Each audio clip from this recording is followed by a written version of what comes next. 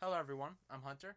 Welcome to the Huddle Up podcast. I'm joined by Tulip and Vince. Before we start, make sure you subscribe to us here on YouTube, and our other socials are linked on our link tree in our bio: Twitter, Instagram, and TikTok. Before we get things rolling, how are you guys doing tonight? Having a great day. I'm good. I'm excited for episode 1. So excited for Super Bowl Sunday tomorrow. Oh, yeah. Okay, so let's get it started here. Segment 1, the NBA trade deadline. Tulip, start us off.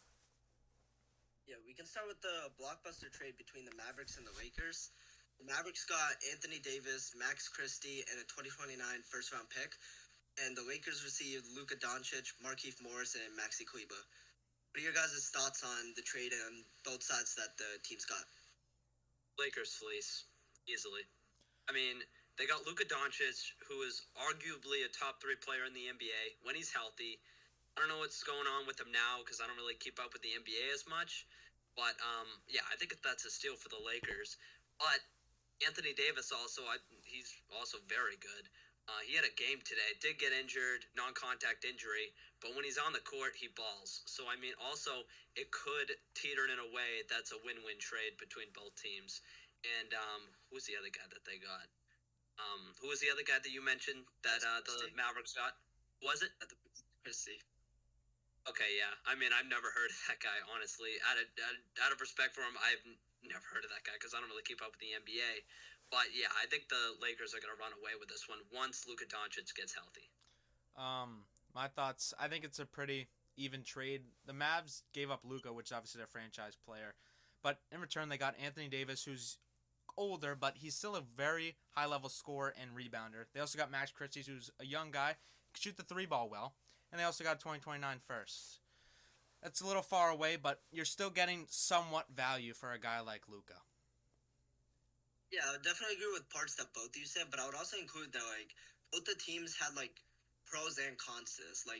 I'd say the Mavericks are already pretty good at center with Daniel Gafford and Derek Lively. Definitely. They didn't really need Davis, and trading Luka for Davis isn't the smartest move. But, I mean, yeah, Davis is definitely a top 10 player in the league this season. He's been great. Yeah. And, yeah, Luka with his conditioning issues, but when you pair him with LeBron when he's healthy and, conditioning issues isn't that big of a deal. You can definitely fix that in a player. When he's, ready to play with LeBron, that's going to be a good duo. Yeah, let's hop into the second trade here. The Kings and the Bulls exchanged with the Spurs as well. The Spurs got De'Aaron Fox and Jordan McLaughlin. The Kings got Zach LaVine and a haul. They got 2025 first, a 2027 first, 2031 first, and a couple seconds along with that. The Bulls got Zach Collins, Trey Jones, and Kevin Huerter, and a 2025 first from the Spurs. What do we think about this? Fox going to San Antonio and LaVine going to Sacramento. Okay, yeah, so two things here. Oh, sorry. Two things here. Finally, the Bulls they're finally rebuilding. It's been years, but now they're finally turning the page and finally rebuilding. And for the Spurs, on the other hand, helping Wembanyama is 100% is what they should be doing right now. And De'Aaron Fox, I think, is the X factor, honestly. He's perfect guard for their team, and I think he's going to help them in the long run to make a playoff push. Yeah, I absolutely think this. I love the Spurs trio now with Chris Paul, De'Aaron Fox, and Victor Wembanyama, and I still think the Kings absolutely fleeced the other two. They got 3 first-round picks for De'Aaron Fox. Don't get me wrong, De'Aaron Fox is a great player. Absolutely. Luka Doncic was worth, 1 first-round pick? Mm-hmm. And an old Anthony Davis, but De'Aaron Fox was worth 3 firsts. I think the Kings absolutely fleeced the other two and got themselves a great future, and Zach LaVine for probably a couple more years. Yeah, I can agree with both of you guys on that. Getting De'Aaron Fox for the Spurs is such high value because if you look down the line, Chris Paul might not be there, but you just drafted Stephon Castle out of UConn, who's going to be really good in the backcourt with De'Aaron Fox, and then you got Wembanyama. Creating a young big three like that, it's going to bring them to a lot of future success. Kings getting LaVine and all those picks, that's insane value for De'Aaron Fox, but the Kings, in my opinion, the Kings won this trade. The Bulls, I don't really know what they were doing. They got a 2025 first, but Kevin Huerter, Trey Jones, Zach Collins, these are all rotational players, really. They're not very special players, but that's just me. Some other people could have higher upsides on those players. But, yeah, if we take a look into this next trade here, the Wizards got Chris Middleton, AJ Johnson, and a 2028 first round pick swap, and the Bucks got Kyle Kuzma, Jericho Sims, and a 2025 second. Knicks were also in that trade with DeLon Wright and cash considerations to just balance out the trade salary wise. Vince, what do you think about the Bucks getting rid of Chris Middleton? Yeah, not gonna lie, I don't even see how that could be an upside for them. I mean, they got rid of Middleton, and they got Kyle Kuzma. Yeah. I mean, I saw on Bleacher Report that they made a big three graphic for Kyle Kuzma and Giannis. I mean, I don't really understand that. I don't really understand the trade as a whole. I mean, Middleton to the awful fucking Washington team. I just don't understand the trade, honestly. Like, I hope you guys can enlighten me because I really don't understand it. Honestly, like watching NBA and seeing the Celtics play the Bucks like several times, seeing Chris Middleton on the Bucks, it just feels wrong, especially seeing him in a different jersey now. But honestly, most people wouldn't agree with this, but I like the Wizards side of this. Chris Middleton, he's getting older, but like I think he's still solid. And AJ Johnson's young and like he's definitely promising. I could see AJ Johnson being great in the future if he can like take like a big role in the Wizards team. But Kyle Kuzma, Giannis, and Dame, I really like that trio. And as a Celtics fan, that worries me a little, but I think we can handle that. Kuzma even good? Like, he's not bad, yeah. Him and Poole were doing pretty good in Washington. Yeah, because I have like no idea. Like, yeah. I'm a casual when it comes to NBA, dude. But like, that's all right. Yeah, no, Soldier, go ahead though. In my opinion, the Bucks getting Kyle Kuzma, it's gonna help them slightly. I don't understand getting rid of Chris Middleton though. That is, you've built a core around him and Giannis this whole time, and now you're just gonna get rid of him. If I'm Giannis right now, I don't really know if I want to be a member of the Bucks for much longer. They don't really show much of an urgency in building a team that can win a championship. They just won the title, 4 years ago now? Like, what are we doing? Wizards getting Chris Middleton is going to help. They have a very young team. They aren't good right now, but getting a guy like Chris Middleton could be very valuable for these young guys and really learn under Middleton. How long do you think he stays there? Like, what's the long-term plan for that? Do you think if he even has a long-term plan? I'm not sure. Chris Middleton's getting older. He has been injured a lot. But I feel like if the Wizards can keep Chris Middleton for the rest of the year, I don't know what his contract looks like actually, but if he's got multiple years left on his contract, I don't see why you wouldn't keep him around for maybe even bench depth when he gets older. Taking a look to our next trade here, the Raptors got Brandon Ingram for Bruce Brown, Kelly Olynyk, a 2026 first round pick, and a 2031 second round pick. I mean, I don't really see the upside the Pelicans are getting here. I mean, Bruce Brown is all right, but Kelly Olynyk, a 2026 first. Do you guys see any light in that for the Pelicans? No, I mean, as you said, yeah, Bruce Brown is a good defensive option for the team. But then you got Kelly Olynyk. I mean, he's probably just going to be on the buyout market. I mean, I don't know. He's probably just going to be on the buyout market. And yeah, Bruce Brown, just defensive player, solid defensive player at best. And Brandon Ingram's still pretty solid. I just don't get the trade from their end. Yeah, I honestly just don't get the trade for both ends in general. Like, if I'm not wrong, Brandon Ingram's not having, is he having a pretty good season? I'm not sure. No idea. Let me pull it up pick, while though, you're talking. for him. No, you can keep going. I'm just going to pull him up here. Right. Yeah, first round pick for Brandon Ingram, though. I haven't heard his name that much this year, so I'm guessing he hasn't had, the greatest, a pretty good year. But yeah, first round pick for the Pelicans along with a second. Brown and Kelly, like Vince said, they're just going to be a rotational and probably a buyout market. So honestly, but pairing Brandon Ingram with Scotty could do something this year. I just don't see why this trade even happened. I just pulled up here. Brandon Ingram's averaging 22, 5 assists, almost 6 rebounds. Brandon Ingram's 27 years old. He was a first round pick for a reason. He's got upside. And I feel like with the right system, he can really thrive. Earlier years with the Pelicans, he was amazing when it was him, Lonzo, and a very young Zion. I mean, that's a trio that I really thought at the time was going to be set up for success. But now Brandon Ingram gone to Toronto, Lonzo dealing with injuries on the Bulls. It's really just Zion now. And the Pelicans, yeah, they got Bruce Brown, but is Bruce Brown really a guy that deserves 30 minutes a game? I'm not sure. I do think the Raptors won this trade, but I don't really see much of a high upside for either sides. I think Brandon Ingram only has very limited years left on his contract anyway. So if you get the most out of Brandon Ingram, there's no saying he wants to come back to a Raptors team that's really on the decline. Let's see here. Next trade we have here is Jimmy Butler going to the Warriors for Andrew Wiggins, Dennis Schroeder, Kyle Anderson, and a protected first-round pick. What do we think? As a Celtics fan, I love it. To see Jimmy Butler out of Miami, I just love to see that. And I wonder if he has any juice left. I mean, obviously he has that little coffee company, I guess. Seems to shift his focus more to that than actually playing basketball. But I mean, all that aside, I think he's going to be a solid piece for Golden State. Is he going to be that guy that pushes them to the championship? No, I don't think so. I think they still need a little bit more help, especially on the interior. But yeah, I mean, I think it was an all right trade for Golden State, and that was just the Heat just cutting ties because clearly Butler did not want to play for them. Yeah. I like what the Heat got for this, and as a Celtics fan, that little bit annoys me because I do hate Jimmy Butler, but I hate the Heat too. I'm glad to see Jimmy's not on the team anymore, like Vince said, but Andrew Wiggins is definitely better than Jimmy Butler, how he's been this season. He's had a great year. I think he dropped 40, something like that, before he got traded. He had a pretty good game before he got traded. Yeah, I know that. Yeah, I know. And the first round pick too, so like I think that he got like a pretty big bag for Jimmy. I don't know why the Warriors would give that much. Andrew Wiggins for Jimmy straight up would be a little iffy to me, but like pairing it with Schroeder, Anderson in the first rounder, I think the Heat definitely won this trade. But you gotta look at. I'm pretty sure they had to give up that much. I'm sorry.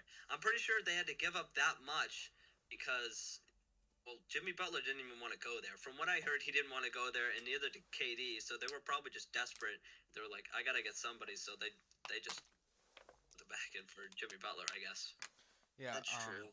I was gonna say here, he getting Andrew Wiggins is definitely a great end to the trade for Jimmy Butler, but Kyle Anderson, he's all right. Dennis Schroeder, I feel like just gonna be a guy that's gonna get traded again or waived, and the first round pick is protected. There's no saying they're actually going to get that pick. I think the Warriors won this trade by a long shot. Next trade we have here, the Hornets get Yusuf Nurkic and a 2026 first round pick, and the Suns get Cody Martin and a 2026 second round pick, and they also got Vasilije Micic. I don't know if I'm butchering that name, but my thought right away is, what do the Suns really get out of this trade? Yeah, you could think Cody Martin's solid, I guess, but like trading Nurkic, I feel like Nurkic is a starter if I'm not wrong for the Suns. No, he is. Yeah, so like trading a starting player for Cody Martin, who's probably gonna be your sixth man, or not even sixth man, probably gonna be on your bench. Micic, who's more of like one of those players who plays like late game when you're up by like 20 or something. And a second, yeah, so you trade him for those two and second rounder, which like in the NBA, second rounders aren't as meaningful as you think. So I just don't see what the Suns were thinking here. Like maybe there's some like I don't know, like this there could be something going on in the inside with Phoenix. Like they were having trouble with Nurkic like contract wise or something like that and traded him. But this would definitely like do something. I definitely think the Hornets won this trade by a long shot. I'm just glad they got rid of Martin. He's just out of Boston's way now. That's all I gotta say about this trade. For me, the Hornets won this trade by a long shot. You get Yusuf Nurkic in a 2026 first that's unprotected, and all you really have to do is give up Cody Martin, a very back end rotational piece, and a second round pick. I don't really see much of a value for the Suns here.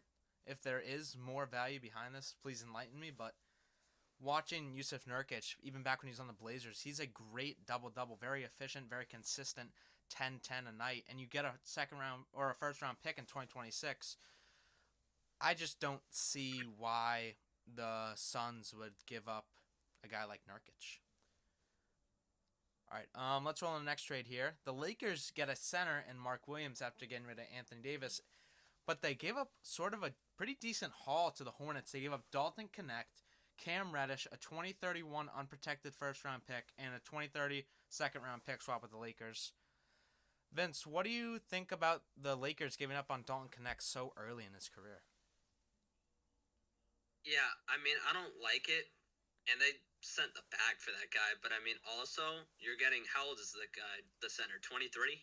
I believe he's 25-ish. He was drafted one or It's, two I mean, years ago. still, that's a very good piece who's also like really really good. Yeah. So, and I think he replaces Anthony Davis. Yeah, he's definitely going to replace Anthony Davis.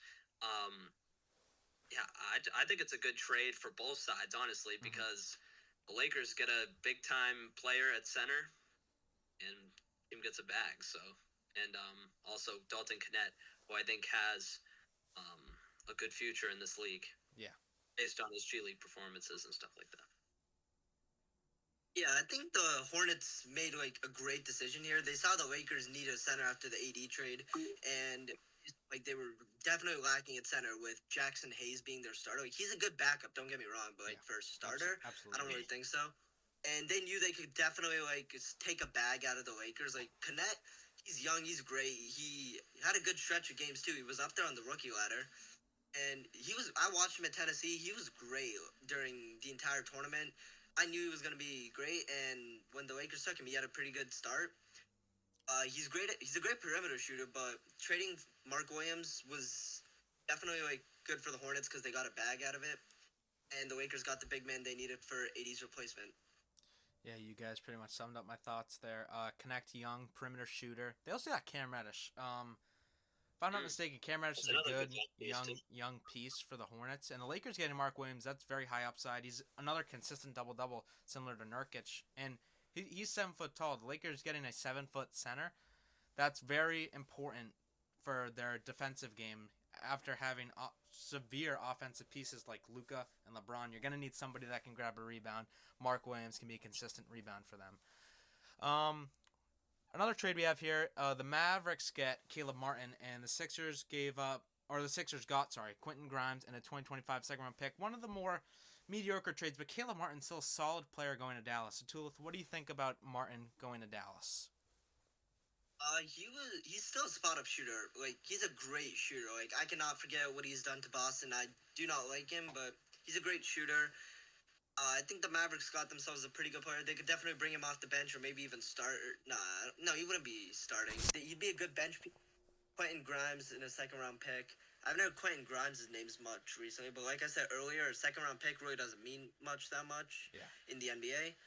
And I think the Mavericks starting five will not shift by this trade. I think Caleb Martin will come off as a 6-man guard, probably a backup guard, and definitely get solid minutes. It's not like he's gonna be a full-time back. He's definitely gonna like get a decent amount of minutes, split minutes with the 2 position or the 3 position. I like this trade for Dallas. Yeah, again, I mean, I'm just glad he's out of Boston's way, in their run to another championship. But as in Caleb Martin's case, he's just gonna be, at best, probably just the 6-man. I mean, yeah, as Atula said, yeah, he's a great spot up shooter, but I mean, that's just all that I think he can bring to the table. One of the last trades we're looking at here is a 3-way trade with the Grizzlies, Wizards, and Kings. The Grizzlies get Marvin Bagley, Johnny Davis, and 2 second-round picks. The Wizards are going to get Colby Jones, Alex Len, Marcus Smart, and a 2025 unprotected first-round pick. And the Kings got Jake LaRivia from the Grizzlies, just I would assume for cash considerations. Vince, what do you think about a former Defensive Player of the Year like Marcus Smart being on his 3rd team in, 4 years? Yeah, I mean, I feel for Marcus. I mean, he's been one of my best Celtics, one of my favorite Celtics, actually. He's another name that could also be on the buyout market, possibly. A name to look out for the Celtics, honestly, because they need some defense. Definitely. Adding into Holiday as well. Yeah, I really feel like Vince said. I feel really bad for Smart on this.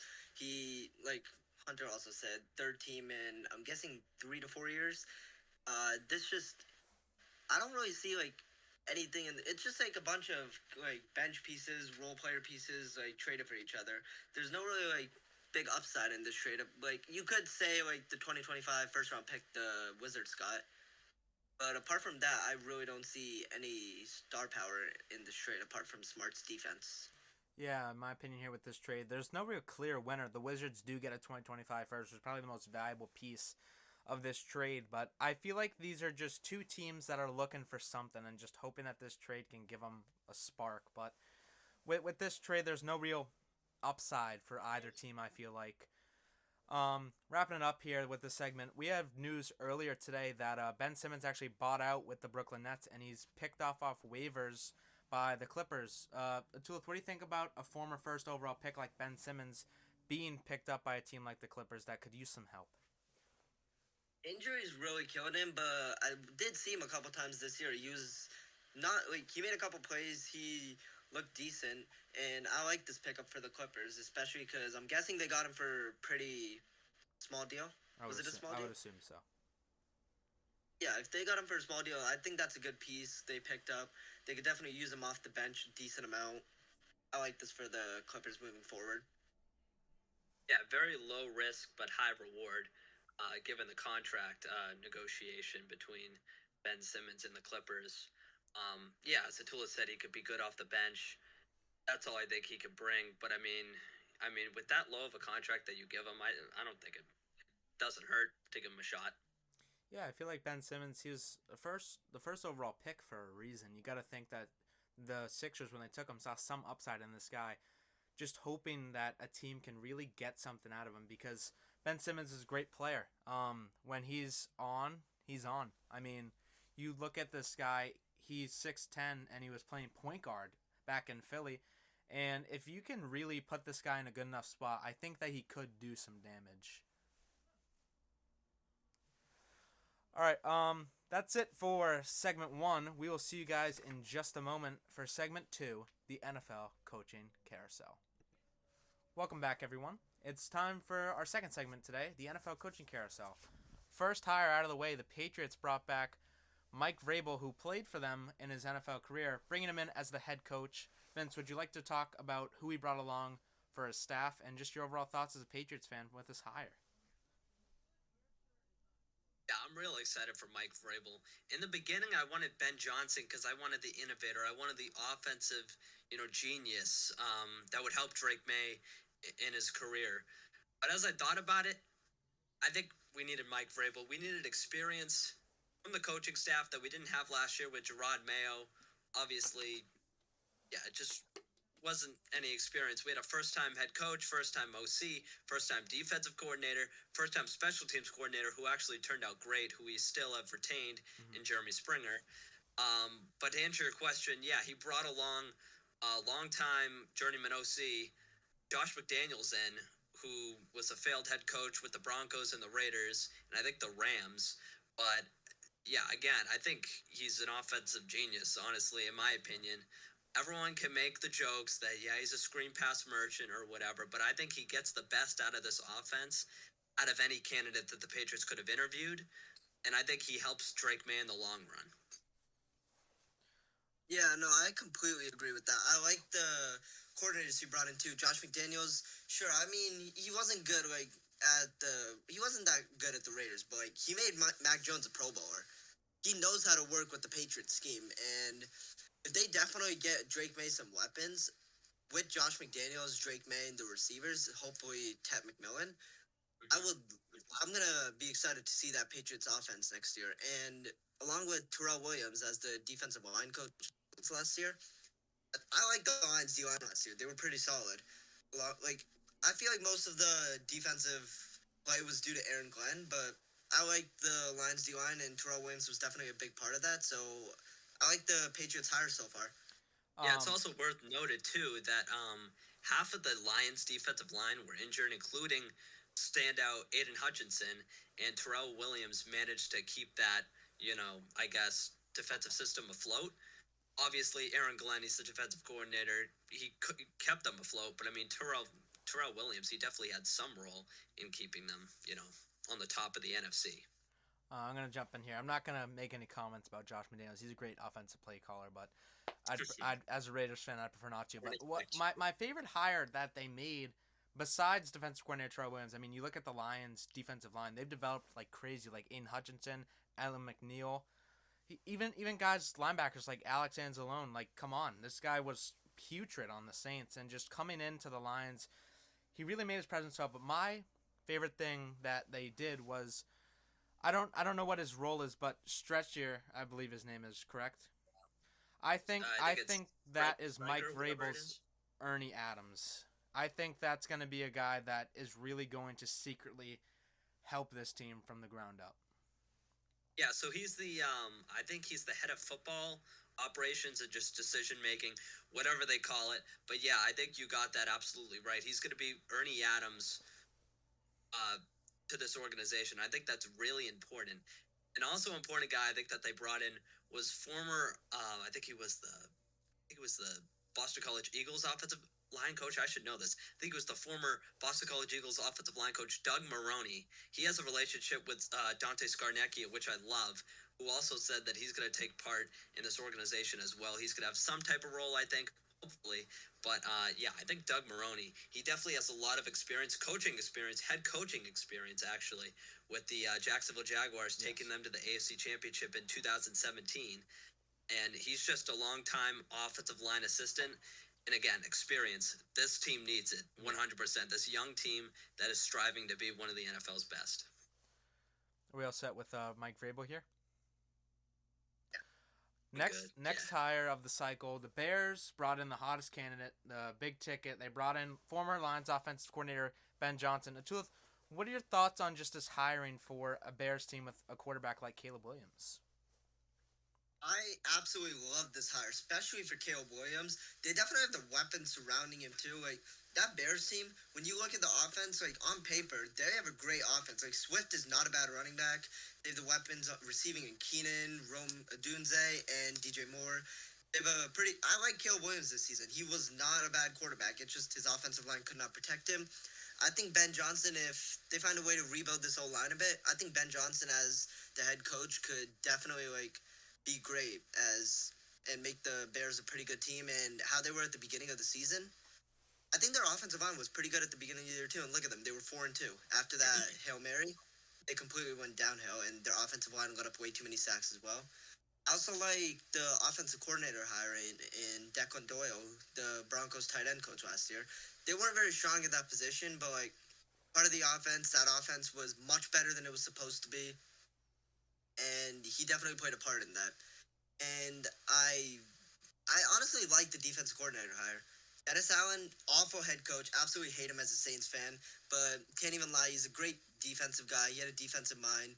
Our defense was really good in the weeks at least just week 1 and 2, and partially week 3 when we weren't injured. Like we held the Eagles offense to 15 points. We held the Eagles to, and they scored literally in the last waning minutes of the game. So I like Dennis Allen as a defense coordinator. I like the hires that the Bears have made this offseason, and I could see them having a pretty good year if they get an offensive line. Yeah, I'm somewhat jealous. I'm torn on this, but I love this for Caleb Williams. Ben Johnson just gives me Lincoln Riley-esque sort of vibes. I mean, from his press conference, some people were saying Adam Gase because I guess he took his hat off and he looked Adam Gase vibes or whatever they're saying. But, I mean, I just think he's the perfect hire for Chicago.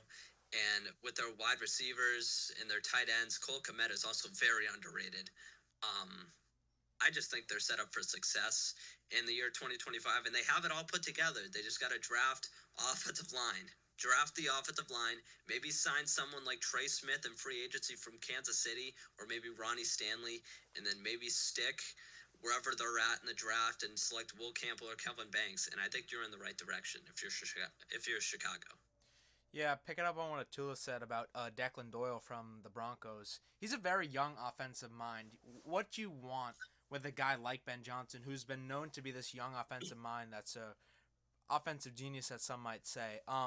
Getting a young mind like Declan Doyle to bring together this young offense, really. DJ Moore's somewhat young. Rome Odunze going into his second year. Caleb Williams going into his second year. DeAndre Swift still young. I don't know if they're going to keep Keenan Allen. If I'm them, I don't think I would. But, you look at a guy like Dennis Allen, the Saints' defense has been stellar with him as their head coach, and however long he was the head coach with them. But I just feel like he wasn't ever made to be a head coach. He failed with the Raiders as a head coach, and now he failed again with the Saints as a head coach. but I think he is a very good defensive mind, and hire of Ben Johnson by the Bears, stellar hire. Next hire we have here, the Jets brought in former Lions defensive coordinator Aaron Glenn, who they also picked 12th overall in 1994. Vince, how do you feel about this hire of Aaron Glenn to the rival Jets? All right, the Jets are gonna jet, but Aaron Glenn, I don't know. After the press conference, I got weird vibes from him, but in a good way. I liked his energy. And if I'm a Jets fan, I'm really excited for Aaron Glenn in the future of the New York Jets. Um, what were the coordinators that he brought in? He brought in Tanner Engstrad. Okay, yeah. Oh, okay, yeah. So we brought in Tanner Engstrand. Yeah, that's a great hire. I mean, he's from the Lions, soaking in that Ben Johnson scheme. I actually really like that for the Jets.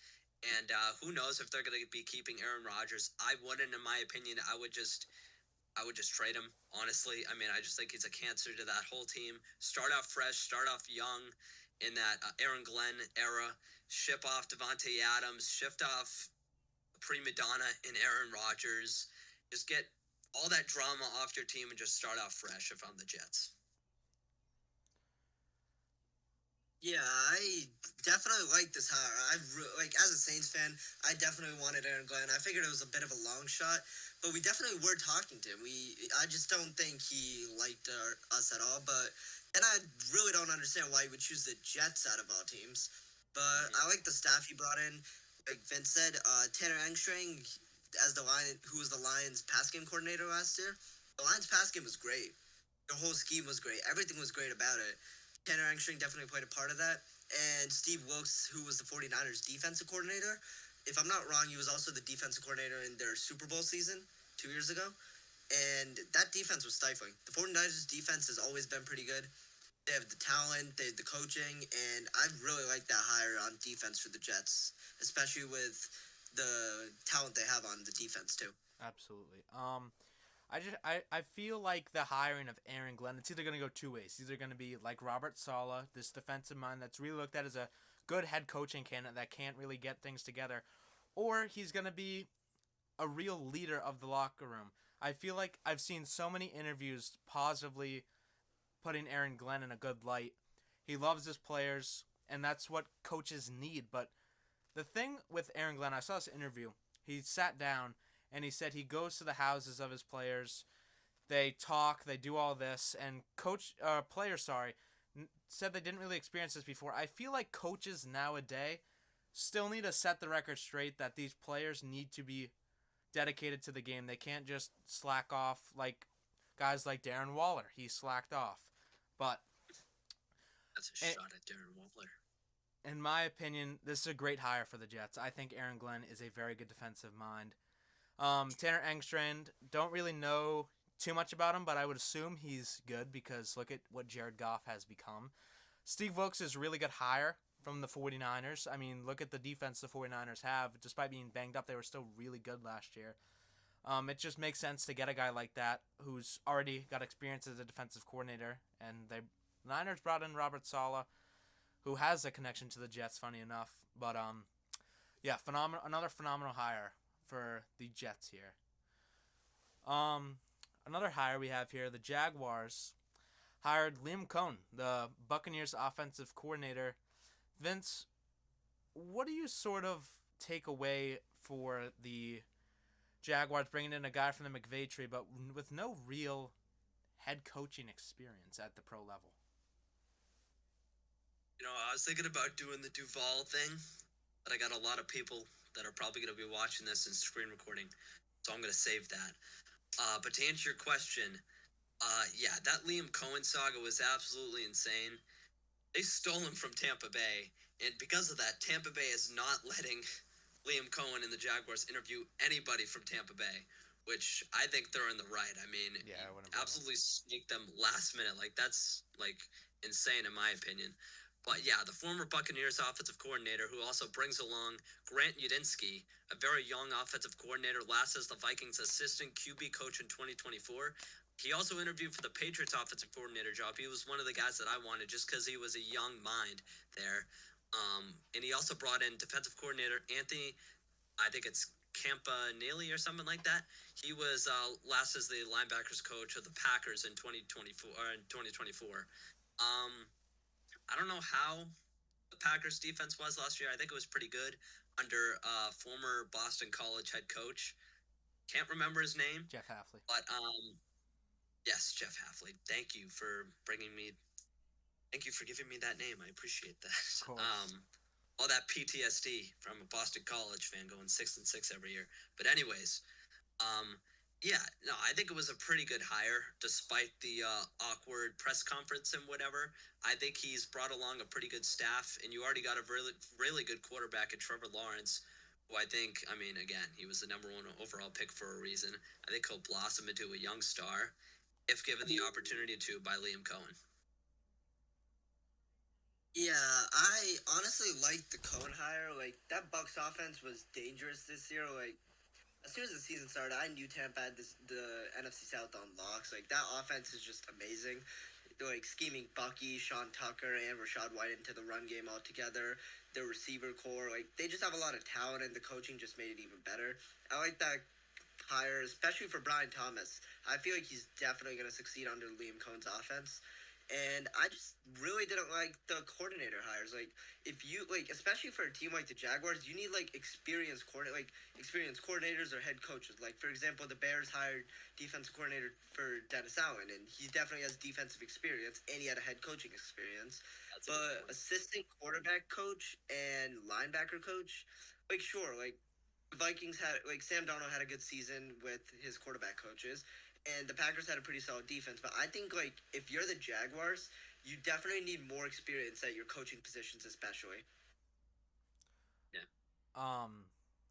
Liam Cohen's a guy I wanted as the Raiders head coach, but we'll pick up on that in a moment. I like this hire for Jacksonville. I'm excited to see what he can do with their run game. Bucky Irving this year came out of nowhere, and Rachaad White still had a very prominent role despite Bucky Irving's breakout year.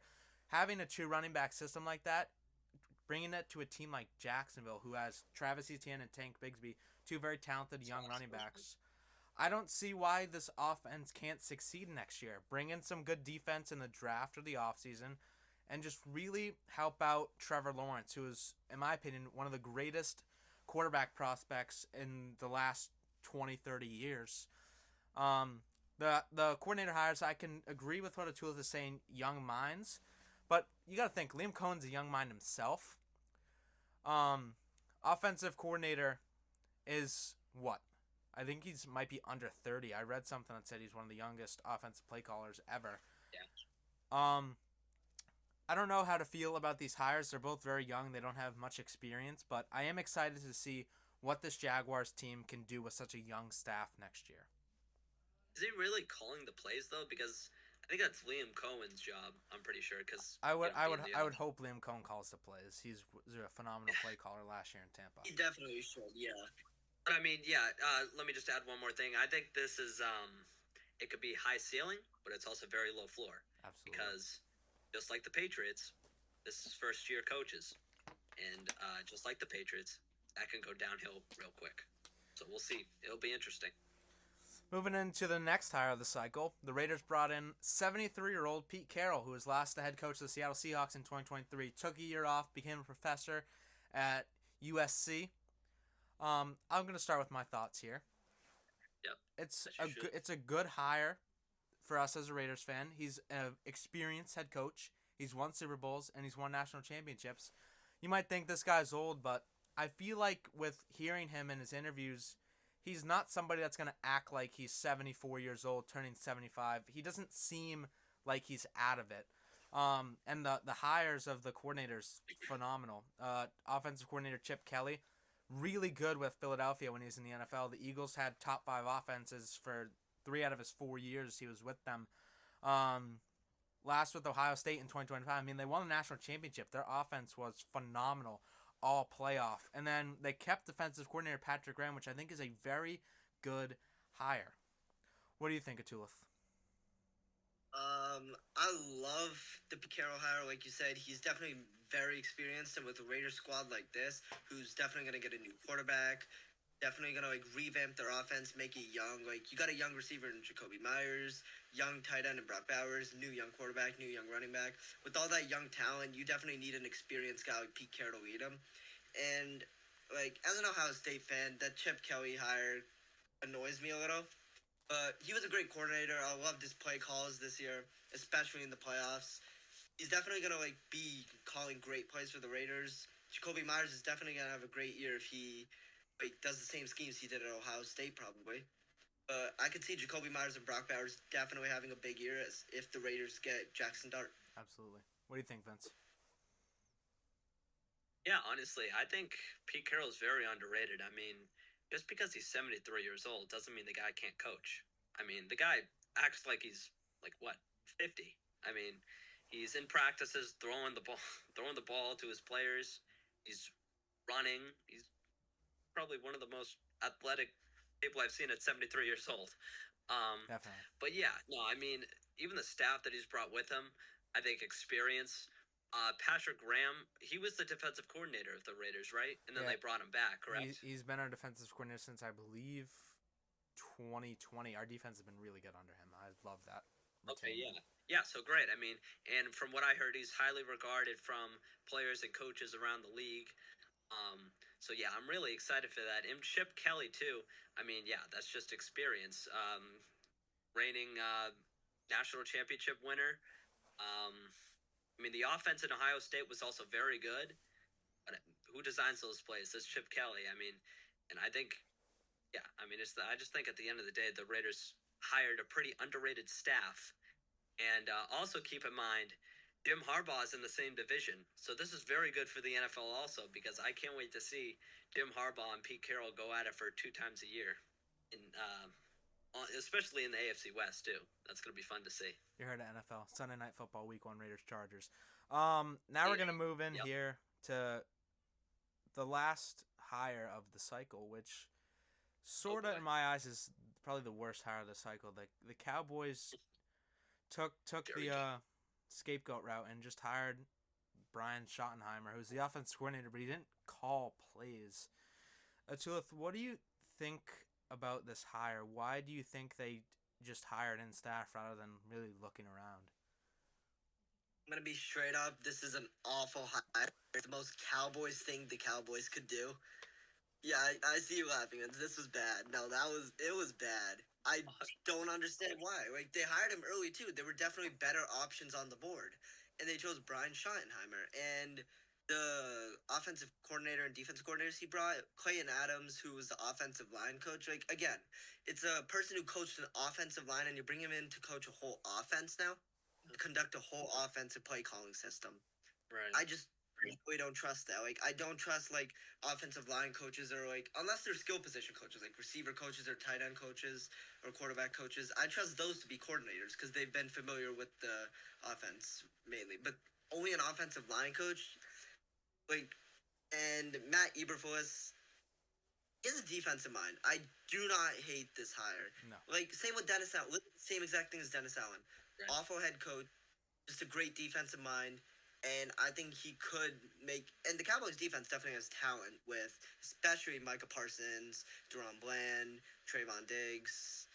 So I could definitely see Matt Eberflus make this defense pretty solid. But depending on this play calling, the Cowboys' offense does have talent. Like Absolutely. the play calling is definitely going to bring it down. I think they're going to have to heavily rely on their defense this year. Yeah, I mean, just it's not even a total shock at this point. Just what Jerry Jones has done these past few years, just it doesn't even baffle me anymore. But yeah, Brian Schottenheimer, I think it was like what 6 years ago he was coveted as a head coach. I guess that never happened for I don't know which reason. Then there was Kellen Moore as the OC for the Cowboys. And he got fired, went to Philly. That's a different story. Then Schottenheimer lands in Dallas. Does a fine job, I guess. Good enough to be their head coach. I mean, according to Jerry Jones. But, I mean, yeah, again, like Atul said, just hiring an offensive line coach to be your offensive coordinator, I don't really understand that. I mean, the blocking schemes are going to be probably incredible. You got to feed that ball. Absolutely. What's up? Who are they gonna feed that ball to? Like, I don't think Rico Dowdle is the most ideal Go person to get feed that Genti. ball. Go get Genti. Genti? Jerry Jones is all about ratings. Go ahead and get Astor Genti. If You they know what get I mean? Genti, then I can see like him having a great year with that offensive line coach. Yeah. As the coordinator. But yeah, and Matt Eberflus, I think honestly is a great hire. Head coaching experience, and like Dennis Allen, he's just a defensive expertise. That is his expertise. I think he's going to be very good for the Cowboys. I think Micah Parsons is going to go off if the guy even stays after hearing the head coach news. But yeah, I think this is just another way of Jerry Jones making a puppet out of Schottenheimer. I don't think he's going to call the shots. I think it's just going to be all Jerry Jones, and then this is just another way of him saying that he calls the shots around here. And if I'm a Cowboys fan, I'm boycotting. Simple as that. I got one comment here. I'm gonna quote my dad here. They hired Brian Schottenheimer to be a yes man. Jerry Yep. Jones knows that this guy is not gonna look at him dead in the eye and say, no, I'm not gonna do this. I'm gonna go a different route. He's not gonna do that. This guy was their offensive coordinator, and he didn't even call plays for them. I mean, how are you gonna trust somebody that doesn't call plays to be a head coach? What is he thinking? Dude. Totally trying to act professional here, but what is he thinking? Did he realize that there are more coaches on the market? Because I'm pretty sure Schottenheimer was hired early. They were thinking about Kellen Moore, but like, even if that's not a big upgrade either. Kellen Moore's still there. Joe Brady's still there. Like, well, Joe Brady, I think he. If you want an offensive mind, go for someone who actually called plays before, dude. Yeah. I don't understand it. I don't understand what goes on in Dallas, dude. All right. Jerry Jones calls the Commanders the Redskins, so obviously nothing goes on in his head. Like, all right. Last part here to the segment. The Saints, Atula, haven't hired a head coach. Oh yeah. What do you think about that? Yeah. So I'm begging we get Kellen Moore. Like, I like Joe Brady, but then I saw reports that if we get Kellen Moore, hear me out. This might not sound like the smartest thing, but we get Brandon Staley as a DC. He was the Rams DC when they were. It wasn't the Super Bowl year; it was a little after, but they had great defense even years after. That's why, like, when he went to Chargers, I thought that was a great hire. But then I realized he's not a great head coach. Literally like Dennis Allen and Matt Eberflus, same thing. Great defensive mind. If anything, he's a better defensive mind. So if the Saints get Kellen Moore, he's gonna bring Brandon Staley with them, and that's gonna be a great replacement for Joe Woods. I like Joe Woods. We lost our offensive coordinators. I did not like that Kubiak to the Seahawks and Joe Woods to the Raiders defensive pass game. So if we get Kellen Moore, I could see him calling offensive plays, or probably, I could see him calling offensive plays. And sorry, my bad. And what's his name? I just lost train of thought. Brandon Staley being a great defensive coordinator, and honestly, keep Rizzy. I like Rizzy. He was a great locker room presence. Made the team look great with them.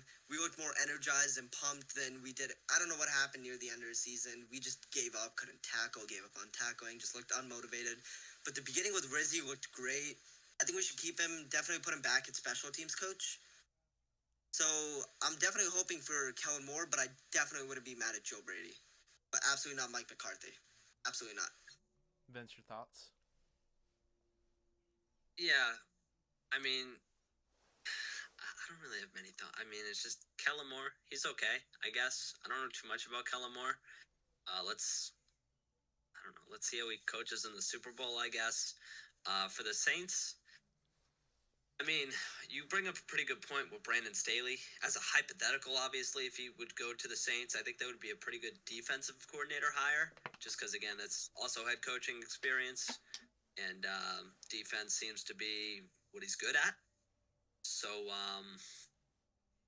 I guess that would be fine. It just seemed like the Saints were just grasping for straws. And they tried to land Joe Brady, but he withdrew his name because he wants to stay in Buffalo, which I still don't understand. Honestly, you had a good chance of coaching this year. But no offense to Tulip, but this Saints team, I don't know why anyone would really want to coach the Saints team. They don't have stability at the quarterback position. I do like Spencer Rattler, but I don't think other coaches really know his potential like I do, at least. But yeah, I mean, just a weak roster overall. You're going to be losing players in the offseason most likely because they're like, what, negative 55 million under the cap? I think it might even I be mean, worse but than that. again, they're going to find a way to get over it. They always do. But I mean, Mickey Loomis, but like, I don't know. I think it'd be okay higher. I mean, he didn't work out in Dallas, but that's just Dallas. I'm not going to get into Dallas again, but I think it'd be an okay hire, I guess. For me with the Saints, I feel like if you can't keep your coordinators and show a sign of stability, why are coaches going to want to go there? I mean, as a Raiders fan, that's kind of friendly fire, but I feel like it doesn't. They haven't shown much of an identity on either side of the ball since Sean Payton left and Drew Brees retired. Definitely, Kellen Moore is a great candidate for them. If they could have got Joe Brady, I think that would have been their best hire. But I mean, I thought this whole cycle, like, you got to go get Aaron Glenn. You got to show that you want Aaron Glenn.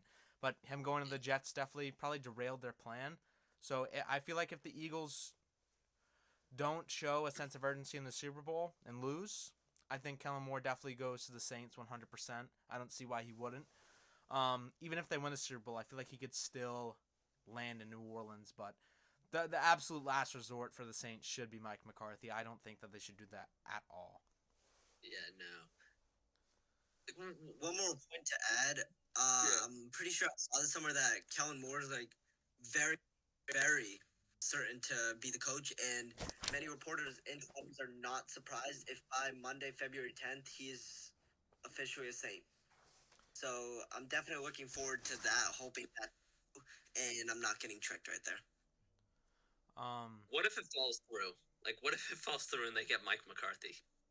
Dude, what if we just don't get a coach? What if we just don't? Aaron Rizzi's back. Rizzy, yeah. Rizzy.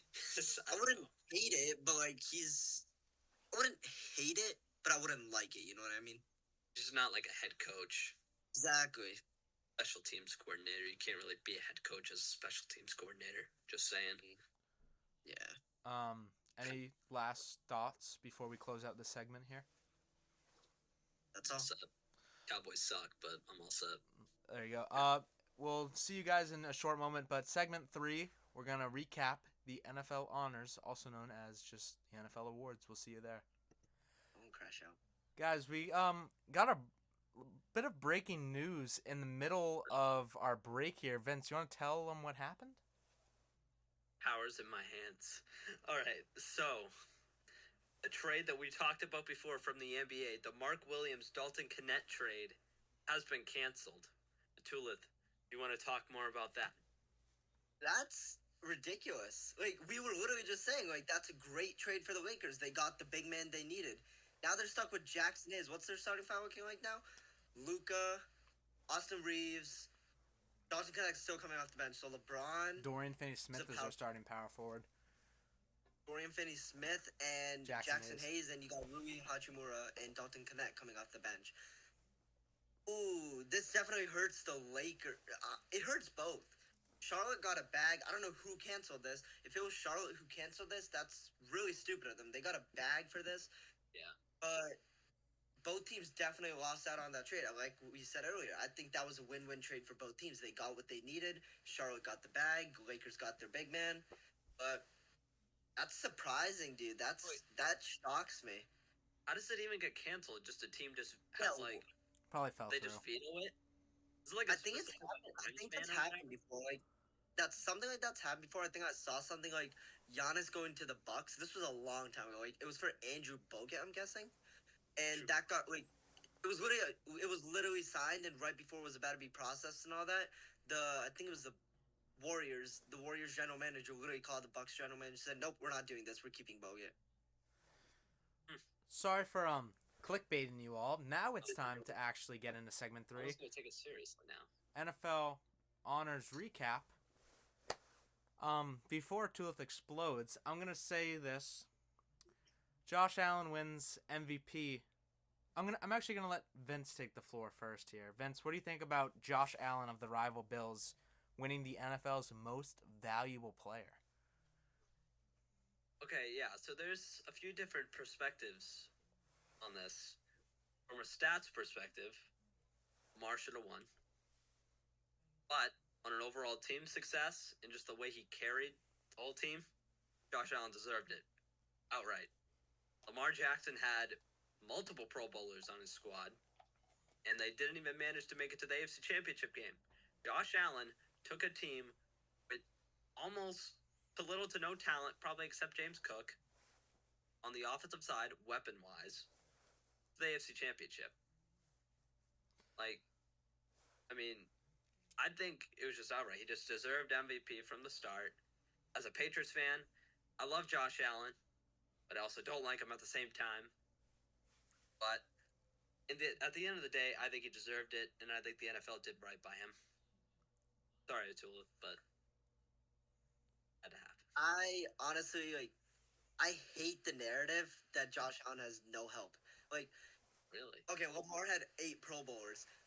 We're talking about the Pro Bowl selection that chose Zay Flowers over Brian Thomas. We're talking about 8 votes for a popularity contest. I think All Pros matters more. Sure, Lamar had his All Pros, but on defense, that's team success. But that doesn't. Lamar had 1 All Pro, 1 or 2? I think was Tower Linderbaum an All Pro? I got no idea. Yeah, I mean, I was talking weapon-wise, but, like, yeah. Lamar had what? He had Zay Flowers, Rashad Bateman, but Josh Allen definitely a weapon. He had James Cook with 18 touchdowns on the season, top 5 offensive line, and Khalil Shakir 3rd in yards after catch. He was a great receiver this year. He was a yak monster this year. I don't think his weapons are better than Lamar. That's obviously not true. Yeah, but he Josh definitely Allen, I think Josh Allen is elevating the talent there.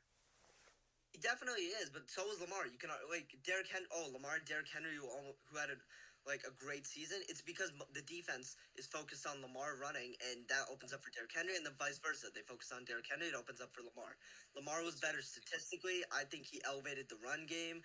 I think he's the reason even Nelson Aguilar had a great year. I think he's the reason Zay Flowers even made the Pro Bowl over Brian Thomas. I just think this was a highway robbery, and Josh Allen got a pity award. That might just be a little biased because Lamar's my favorite player in the NFL, but I think Josh Allen got a pity award. Wow. Well, just so we were talking about over break, he's going to go crazy, and I did not expect that. A pity award. We were not holding him back. Absolutely not. It was a highway. It's ridiculous. Okay, last year, I don't care about last year. You're not people's argument last year Dak deserved it. I don't care about last year. You got to talk about this year. Lamar was better statistically. I think he brought his team elevated his team as much as Josh Allen did. You could argue Josh Allen did elevate his team more, but if you count the stats too, that gives Lamar the edge. I think stats now are just a little overblown, but go ahead, Hunter. I'll let you. I'm gonna jump in here. I might be the only person here in this boat, but I would have loved to see Joe Burrow win MVP. He did. He was able to put up 40 points per game constant times, and he was losing because of his defense. If you put Joe Burrow with a defense like the Bills, a defense like the Ravens, there's no reason that team is not in the Super Bowl right now. I think Joe Burrow is the most, I'm not going to say most athletic, but most talented out of these 3 in terms of the actual quarterback position, in terms of passing. But another case you can be made, Saquon. I mean, 2,000 yards. Why can't Saquon win MVP? The only candidate I don't really understand is Jared Goff, but I feel like Jared Goff was just, hey, we need a 5th candidate. But I would have liked to see Joe Burrow win this award, but I can see their case for Lamar and Allen, because in terms of most valuable, I feel like you put Allen on a different team. Say you put Allen on the Ravens and you put Lamar on the Bills, I feel like Allen would be able to find more success than Lamar would, but that might just be me. Yeah. Okay, so I have 2 things for you on why they probably wouldn't win MVP. So Joe Burrow, great season, obviously, and Jamar Chase also, shout out to him, great season. That's not getting talked about as it should because the Bengals' awful defense. Anyways, this the league comes down when they're evaluating the MVP to team success. Exactly. Bengals didn't make the playoffs. So I think just because of that alone, it took them out of the conversation. It just sucks that. Yeah. Well, I was just Saquon, on the other hand, Saquon, on the other hand, it's a quarterback award. I think we all know that. Yes. And yeah, sadly, I mean, he got Offensive Player of the Year, but I think that's all he could have got. We'll talk about that in a second. You can hold off. Oh yeah. All right, do you want to jump into that now? Are we all set with MVP? Yeah, we can jump into Offensive Player of the Year. Okay, Offensive Player of the Year goes to Saquon. I mean, I'll start us off here.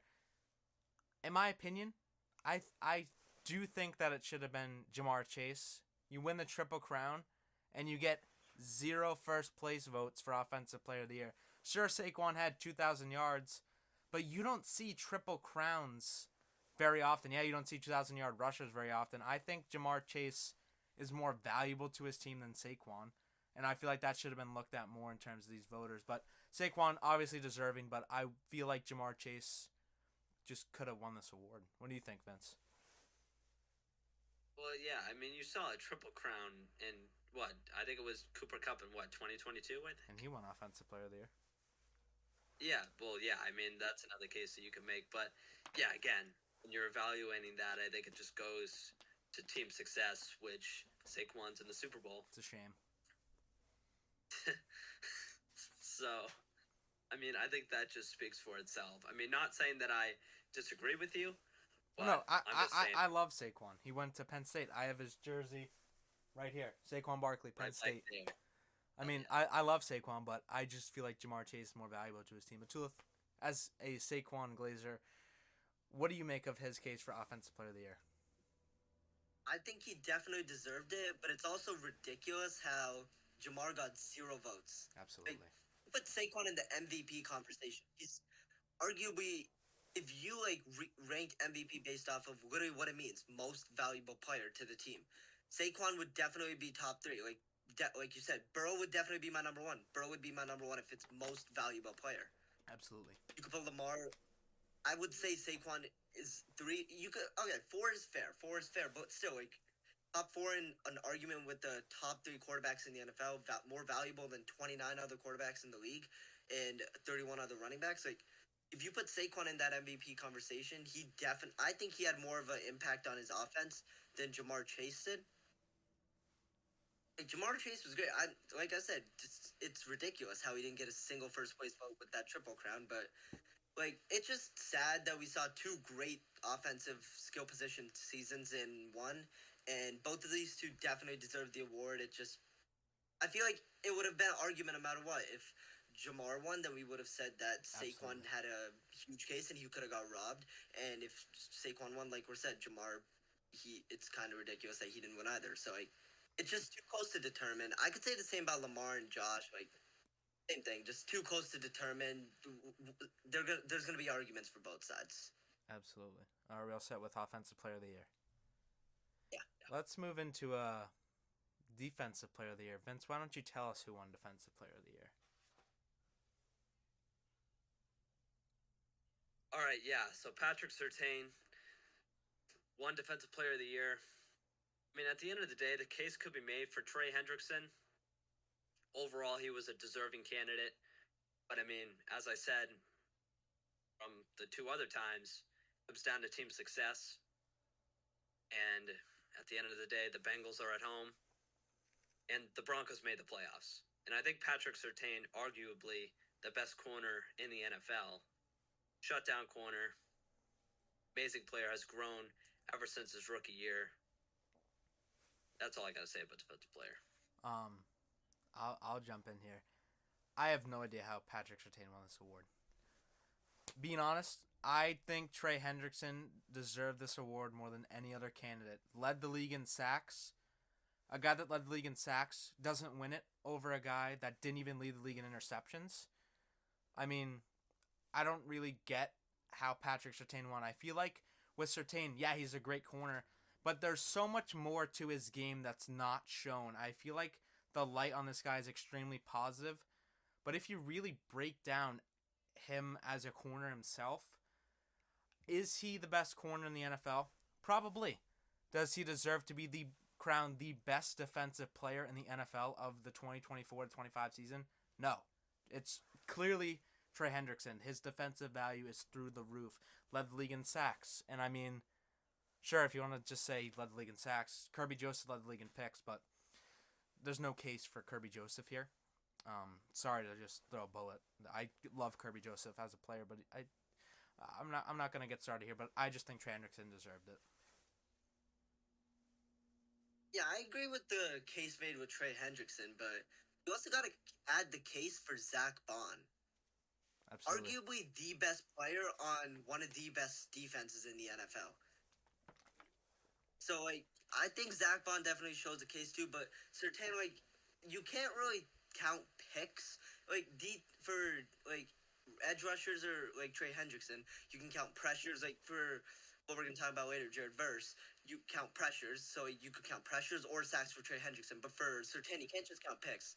You can't just picks. Deron Bland deserved Defensive Player of the Year last year. Trayvon Diggs deserved it the year before. So, he did hold. He held Jamar Chase, the Triple Crown winner, to 20 receiving yards when he was on him. So I think Surtain deserved it. He was the best corner. He made the Broncos defense secondary especially better than it already was. We saw how Riley Moss did against Jerry Jeudy and how awful the rest of the Broncos secondary was. But look at their defensive ranking at the end. Surtain played a huge part in that. He wasn't the only part. Nick Benito also played a part. But I think Surtain played a huge part in the Broncos' defensive success. And like Vince said too, just Bengals are home. Broncos made the playoffs. Team success matters in every award, whether we like it or not. Okay, I'm gonna jump into that saying how the Broncos are a playoff team. I think they're the most pitiful playoff team that made the playoffs. Oh, absolutely. Like, come on, who did they beat? Being realistic, the only team above 500 they beat, besides the Chiefs, and come on, does the Chiefs win really count? They didn't play anybody. You could tell they weren't trying to win. A team like the Bengals, the Chiefs lost that game so they didn't have to play the Bengals. Like, if it's just embarrassing that a team like the Broncos seriously made the playoffs. They had one win above 500, and that was against Tampa Bay. I just No, Cincinnati too. Cincinnati was above 500. Yeah, they were 9-8. Yeah, so Cincinnati and Tampa were their only two above 500. I just think that Denver is a pitiful team. Absolutely. They're but like at the end of the day, playoff success, like they made the playoffs, that's what matters. And like I said, it's just sad that like the voters bring in team success and individual award. Are we all set with Defensive Player of the Year now? Yeah. Offensive Rookie of the Year goes to Commanders quarterback Jaden Daniels. Tulith, what do you make of Jaden Daniels' rookie year? Is this the best rookie season that we've ever seen by a quarterback, in your opinion? Absolutely. Like, I'm an Ohio State fan. I love C.J. Stroud. Loved his rookie season. Like, gotta put Jaden Daniels' season over it. Made the NFC Championship. Had the most rushing yards as a rookie quarterback of all time. Made the Washington offense that, sure, like in the NFC Championship, it showed that they had a bad roster. They did not have a good roster. The coaching was great, quarterback play was great, but the roster was just not good. And Jaden Daniels brought that team to the NFC Championship. Sure, they had other like additionals. Like the defense was pretty good. Like Bobby Wagner had a great season on defense, made second team All Pro as well. But Jaden Daniels led that offense all the way to the NFC Championship, made it crazy plays all season. Just had a crazy year in general, and sure, Brock Bowers could be made a case, like, best tight end season of all. I know that hurts, but Brock Bowers, best tight end season for a rookie all time. Best, in my opinion, the best tight end this year. And sure, same thing with the Offensive Player of the Year. Two historic seasons at their position. It's just sad that it can only be given to one. Any other year, in my opinion, Brock Bowers would have won it. Let's elaborate on that, Vince. What do you make of Brock Bowers' case? Yeah, I mean, Brock Bowers, unlike any player that I've ever seen before, really, from the tight end position, actually. Versatile, very athletic, has really good hands down the field. I really tuned in. I didn't watch a lot of Raiders football this year, but I really tuned in to the Chiefs-Raiders game. He seemed to be everywhere. Hunter, I think he got 2 touchdowns in that game. Am I right? I don't know I think he had 100 yards and a touchdown, but what I think Brock Bowers brought to the table is like no other tight end in the NFL. Yeah, absolutely. I mean, I think he was the best tight end in the NFL this year. I think we can all agree on that. But at the end of the day, it's harder being a top 10 quarterback Absolutely. than it is being like the best tight end in the NFL. And Jaden Daniels is indeed a top 10 quarterback in the NFL. Um, Jaden Daniels, yeah, love Drake May. I don't know what he has to do with any of this, but Jaden Daniels, yeah, best rookie season by a quarterback of all time. I don't think anybody touches that anytime soon. Um, but I mean, especially in the NFC Championship too, Jaden played really well. It just seemed like the team around him, the Commanders, just gave up and just let the Eagles just come in and just completely steal the show from them. Yeah. I think Jaden Daniels, especially since he's going to attract free agents, I think the Commanders are going to be a very good team for a long time. Okay. I'm not gonna sit here and talk about Brock Bowers because this video will be 4 hours long. Let's hop into Defensive Rookie of the Year, where Jared Verse of the Rams takes it. Vince, Yep. what are your thoughts on Jared Verse's case, and do you think Quinyon Mitchell, corner for Philly, was a snub here? Okay, so this is the only case where I'm not saying team success matters because Quinyon Mitchell's in the Super Bowl, but the Rams got bounced out, and I think the divisional. Anyways, Jared Verse, as soon as Aaron Donald left, I didn't think the Rams were going to get any type of pressure to the quarterback. But knowing them, I should really know who their GM is because he's doing an awesome job at drafting talent and at making sure the Rams can be very competitive because the only way you can stay competitive is if you win in the draft. I'm talking to you, Robert Kraft. That's a different story. But drafting Jared Verse and Brandon Fisk, best picks by far in the draft, in my opinion. I think they went first and second round, I think. Yeah. I'm pretty sure. Yeah. And Jared Verse, how many sacks did he get this year? It was like... I want to say 4. 8. Let me check, actually. He didn't have that. He didn't lead the team in sacks, but he was like up there in the NFL. It's a monster. Yeah, he's completely changed that defense. Probably top 5 in the league. But I didn't even think they were going to reach 15 because they didn't have Donald, and I didn't like anybody else on their pass rush. Really, I mean, their defense was slowly declining. Obviously, getting rid of Ramsey. I mean, that was a long time ago, but still, it was teetering towards the decline. And them drafting Verse puts them in the right direction. So yeah, I think absolutely he deserved Defensive Rookie of the Year. Yeah, Jared Verse has 4.5 sacks. How many sacks? 4.5. 4.5. Okay, well, I mean, probably he had a lot of pressures. Yeah. He was like top 5. I would say maybe top 10 in pressures in the NFL. So right. I mean, yeah, he was a force. Definitely adding on to your point of the Rams GM, I love what he's been doing because after that Super Bowl win, we gotta figure out who this guy is. They set a team specifically to win that year, and they were set.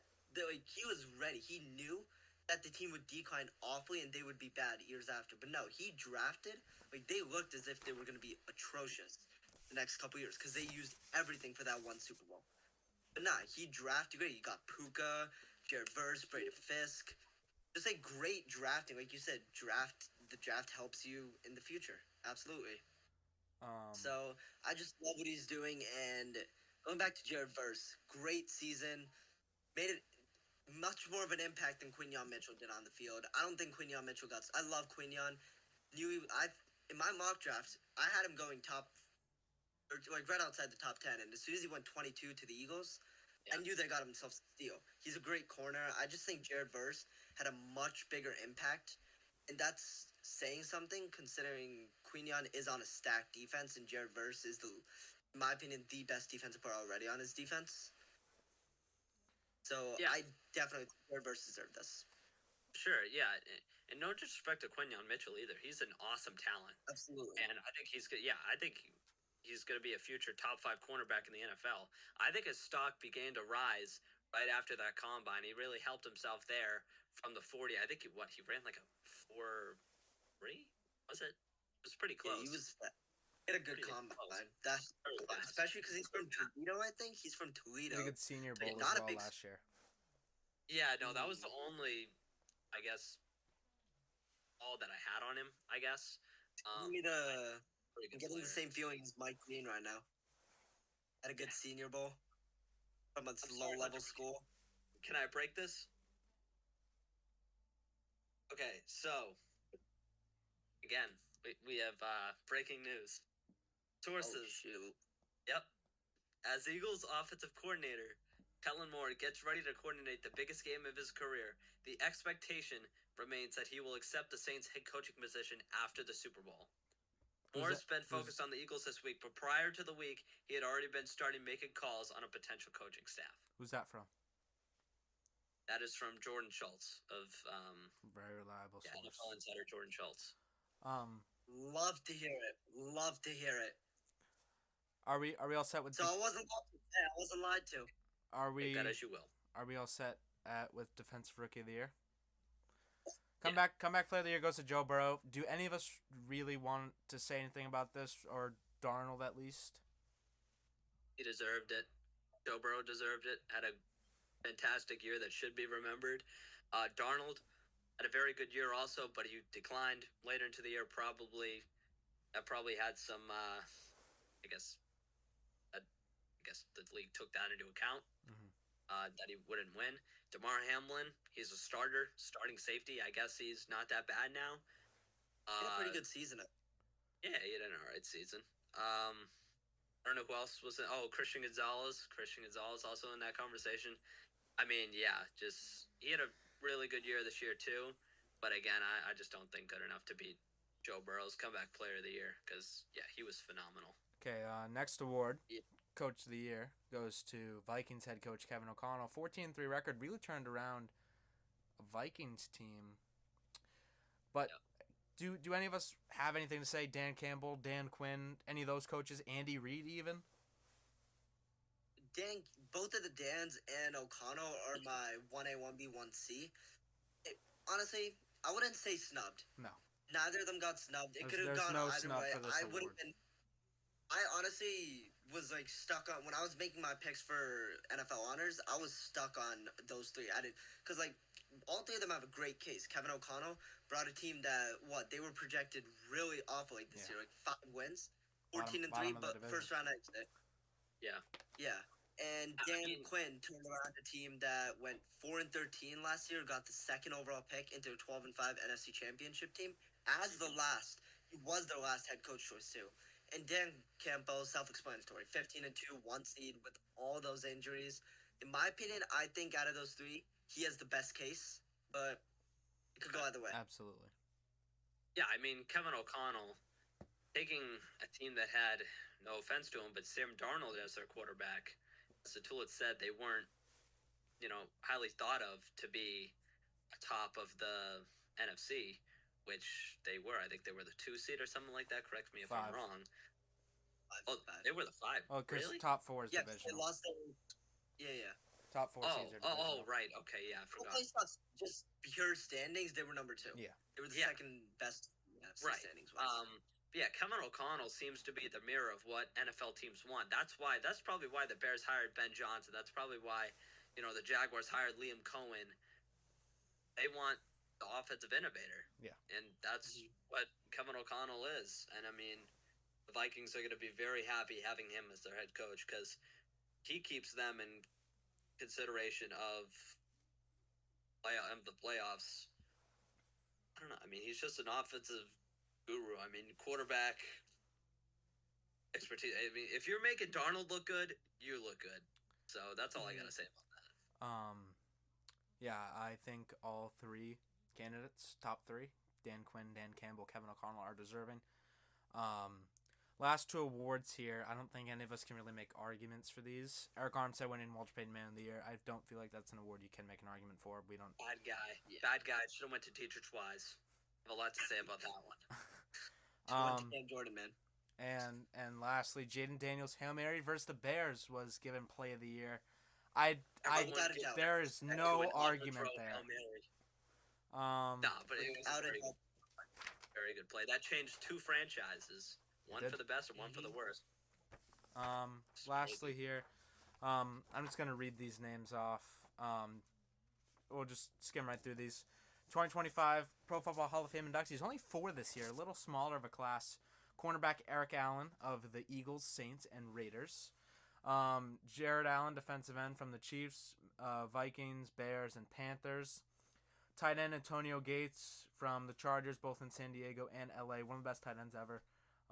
And finally, wide receiver from the Packers, Sterling Sharp, made it in. Very good to see him get in the Hall of Fame. He deserved this 100%. The only two guys I was really confused didn't make it, Torrey Holt from the Rams and kicker Adam Vinatieri. I mean, that's the NFL all-time leader in scoring. Yep. Not the other guy that we're not going to name right now. But yeah, 2025. We're gonna talk about Kuechly? We're not going to talk about Kuechly. Kuechly definitely should have made it. I feel like with Luke Kuechly, he definitely deserves it, but I'm not sure if he played long enough to be a first ballot. But Okay. I think he'll definitely get next year. fair. 2026, we're going to look at the first year eligible. I'm just going to run through these names. Drew Brees, Larry Fitzgerald, Lock, Jason Witten could be a lock. Frank Gore could be a lock. The rest of these guys, I'm not sure if they're going to get in right away. Julian Edelman, great accolades. Greg Olson, sure. LaShawn McCoy, great, played for a long time. Des Bryant, I'm not so sure. Marquise Pouncey, great center for the Steelers. Phillip Rivers, good quarterback, but I'm not sure if he's first ballot. Todd Gurley, I don't want to get on Todd Gurley because we're going to be here for another hour. Same thing with Kuechly. Geno Atkins, defensive tackle, very underrated his whole career, but I'm not sure if he makes it first ballot. Mike Iupati, same thing. Thomas Davis, same thing. And Steven Gostkowski, we just wanted to throw in a kicker here. But yeah, that's going to... If we got any other thoughts on the NFL honors besides stuff we've already mentioned, we can move on to segment 4, which will be our last segment. We're going to take a look at Super Bowl 59. We'll see you there. This is our final segment here. We're going to talk about Super Bowl 59. Chiefs, Eagles. How do they match up? Atulif, let's start with you. The Chiefs' defensive line versus the Eagles' O-line and Saquon Barkley. What is the key to success for the Eagles on the ground here? I mean, this Chiefs D-line is great, but like when you that Eagles O-line, Chiefs D-line have not been against an O-line this strong, and putting that with Saquon, I think Saquon's gonna have a pretty good game. They're definitely gonna like scheme passing game more too, knowing that Chiefs D-line is good. But I think Saquon has a pretty good game, and meaning that he's definitely gonna surpass 100 yards.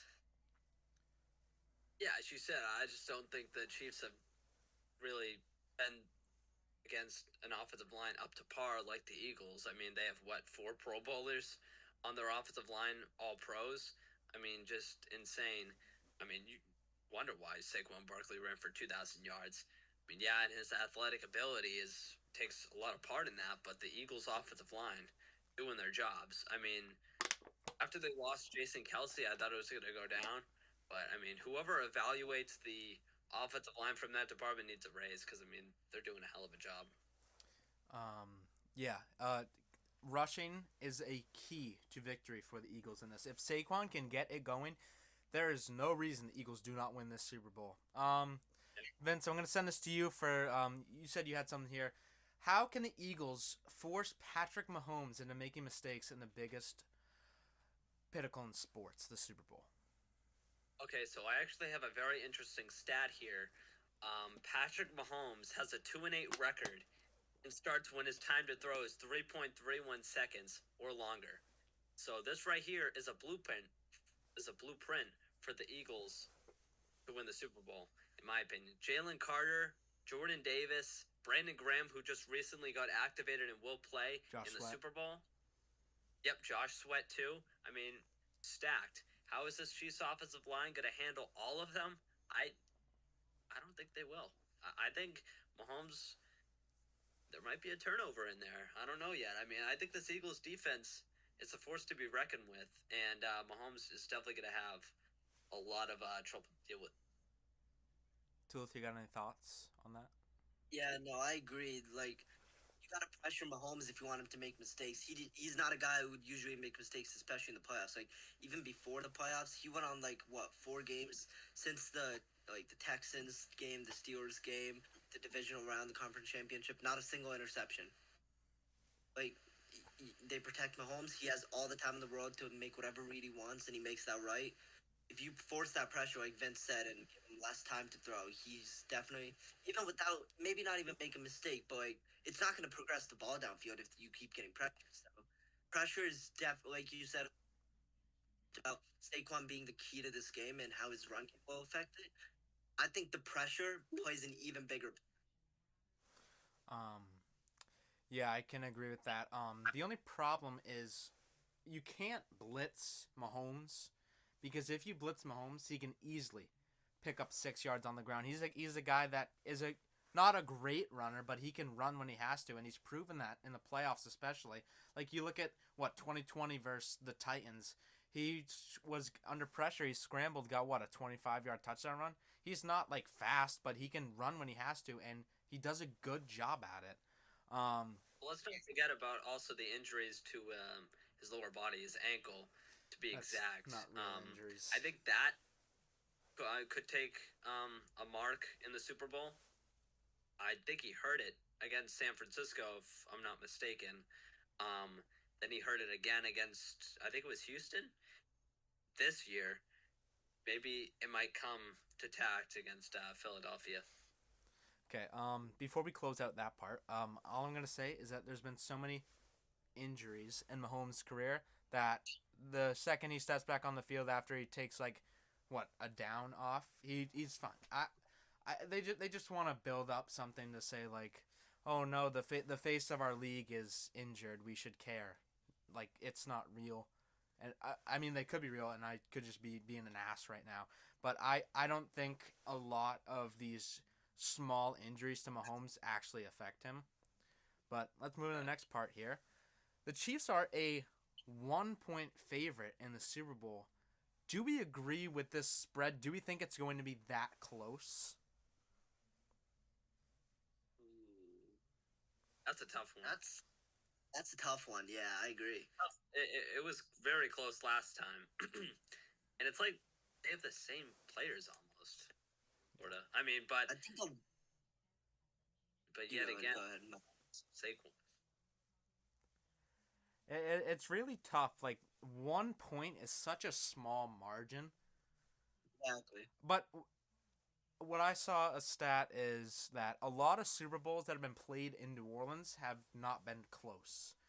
Um, I feel like this game is either going to be really close down to the wire, but we all know we don't want that because every time that a game with the Chiefs comes down to the wire, Mahomes always pulls off some stupid shit and wins the game. None of us want this game to be close. I know nobody on earth wants this game to be close. I think collectively as a world, as an NFL community, we want to see what happened in The Dark Knight Rises. We want the field to collapse from underneath the players. But yeah, I'm not sure 1 point is going to reflect this game. I think it's either going to be really close and a field goal game. I don't think this game gets as close as 1 point. One last thing in this topic here. What are we most excited to see in the Super Bowl? Vince, I'll start with you. What are you most excited to see in Super Bowl 59 tomorrow? Halftime show. No. I'm really more excited to see Saquon Barkley. I mean, going at it with at the Chiefs defense. See how Chris Jones plays, obviously, against that offensive line of the Eagles. I'm excited to see. I mean, again, I wasn't really that excited to see the Super Bowl, but Saquon definitely. That's basically about it. Tulip? Jalen Hurts. I mean, okay, well, actually, Jalen Hurts, it's his second Super Bowl. He has some experience. I'm a Jalen Hurts fan, and I hope to see that he gets it done because he's gotten a lot of hate this year that I don't think is warranted. And Nick Sirianni, I also like him as a head coach too. He gets a lot of hate that also isn't warranted either. So it would be really cool to see them pull it off. Tulip, what are you most excited to see in the Super Bowl? Like, there's a lot of things to be like. Obviously, the game in general, the Chiefs' dynasty. Like, if they expand or like if this is like, no, I wouldn't say the end, but like a step back in the dynasty, the halftime show, and honestly, something that's been overlooked that not many people are saying like they're excited for. How Tom Brady's gonna commentate the Super Bowl. Yeah. Okay. And also, Jameis Winston. I'm gonna love the commentary. Like, I'm turning the commentary up max volume. I want to see how that goes. Like, people have been saying Brady's the best commentator, but like, I don't know. Like, we'll see how he like does it on the big stage, especially. I And Winston's gonna be funny as hell in the Super Bowl. I think anything's better than hearing Chris Collinsworth or Tony Romo talk about Oh, Patrick Mahomes in the absolutely. Super Bowl. Thank God that's not happening. For me, the most excited thing I'm excited to see is besides the halftime show, because that's actually a bright spot to me in the Super Bowl. I love Kendrick Lamar, and I know the person on my left loves Kendrick Lamar probably more than me. Yes. The thing I'm most excited to see is how is Saquon going to perform under the most pressure he's ever faced in his entire career? Can he be as consistent as he's been all year and rush for 100 yards? Or is Spags' defense going to once again hold these great players to minimal performances?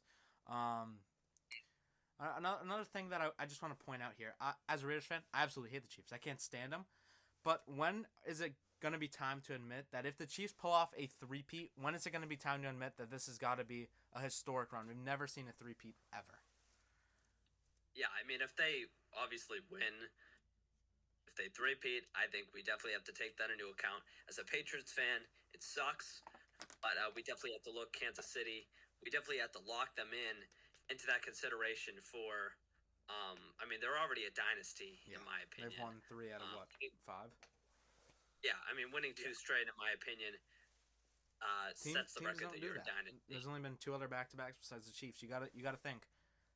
This team is not bad at all. Clearly, it might just be Mahomes. It might be Andy Reid. It might be both. Or it's just time to admit that the Chiefs are doing something right. You gotta think, like, even take it back to when they got Mahomes. They had to trade up to get Mahomes. If they didn't have a GM like Brett Veach, is this team as good? Probably not. I'm gonna stop glazing the Chiefs because it breaks my heart. Last thing we're gonna talk about here before we wrap things up: Super Bowl score predictions. Vince, what is your Super Bowl score prediction, and who will be the Super Bowl MVP? Okay, I'm gonna go a high-scoring game. I'm gonna go Eagles 35, Chiefs 27. Okay. Saquon Barkley wins Super Bowl MVP. That's my prediction. I think it's going to be a high-scoring game. I don't think the Chiefs are going to be able to contain Saquon. I think Mahomes is going to have another one of those games. But at the end of the day, it's going to come to the final drive. Everyone thinks they're going to get the touchdown on the 2. It's going to go to another overtime. I think the Eagles seal the deal with a Mahomes strip sack or any type of turnover, kind of like they did to Brady in Super Bowl 52. It'll kind of be like one of those games. Brady, like Mahomes, has a great game, but he gets sold by their defense. To the same question to you: Super Bowl score prediction and Super Bowl MVP.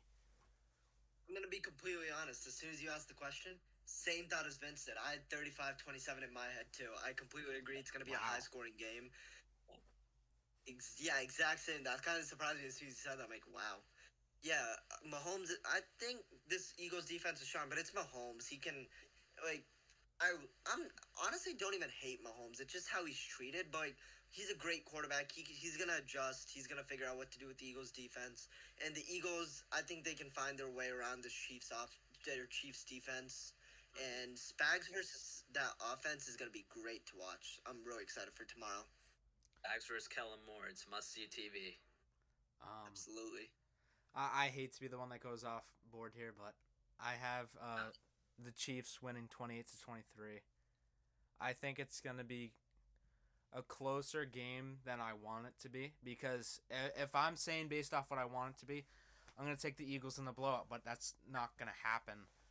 I think this is going to be a close game no matter what. It's 2 good offenses, 2 pretty good defenses, but I just can't bet against Mahomes in a game like this with the history that's on the line and all that. I think that he wants this more than anything, and I think the Chiefs will pull off the three-peat, 28-23, Super Bowl MVP. They'll probably give it to Mahomes. But one thing everyone at home should look out for. Look out for a Noah Gray anytime touchdown. Okay, I like that. I like that. You know who said Noah Gray is going to win Super Bowl MVP? Yep, of course. You know who that is. Speaking of You guys- Super Bowl MVP, who's your pick for Super Bowl MVP? My pick? He said Saquon. Yeah. Yeah, I you said Saquon. Saquon. Yeah. But I had a question for you guys. If the Chiefs do, in fact, win in three-peat, do you guys think Travis Kelce will propose to Taylor Swift? I think everybody wants. I think everyone's been waiting to hear this question. Don't care whatsoever, but I don't think he will. They've been together for like 2 years, 1.5, something like that. What, Okay. what do we think? I hate Travis Kelce. I hate Taylor Swift even more. I would rather gouge my eyes out with 2 knives than watch Travis Kelce propose to Taylor Swift, especially during the halftime show. Giving Taylor Swift light over Kendrick Lamar, that would piss me off more than anything in the world, and I would absolutely hate to see that. But yeah, it would be a moment that would be remembered, but hopefully not. But Kanye also said he has a special surprise in the halftime show. I wonder if he brings up Yeah. Drake or something like that. no. Wait, Kanye said he has a special? Special surprise at the halftime show. What if it's Drake? Kanye has said a bunch of bullshit on Twitter, but we're not gonna get into We're that. not gonna get into that. We're gonna end it off here. Wait, did I say Kanye? I didn't mean Kanye. I mean Kendrick said he has a special surprise. He always says that, dude. Trust me. He's gonna do something. He's gonna impress everybody with something he's gonna do. He's gonna bring something. I said Kanye because he's been trending on Twitter. Yeah, I don't know how a rapper has CTE, but there we go. So, All right, let's not go there. We're a sports podcast, but right. Final thoughts. Any of you guys? Nothing really. We covered everything. I think we made a lot of great points today. Yeah. All right. If that's gonna wrap us up, thank you everybody for tuning in to the first episode of the Huddle Up podcast. I'm Hunter, joined by Tulip and Vince. Make sure once again you subscribe to us here on YouTube. We don't know an exact schedule of when you can expect episodes, but we will let you know in advance on Twitter, on Instagram, and on TikTok. If you're coming from Instagram, Twitter, or TikTok, thank you. We are going to do our best to try and get as much content to you guys as possible because we care so much about your guys' support. Thank you all so much for tuning in, and we'll see you whenever that will be. Goodbye, everyone.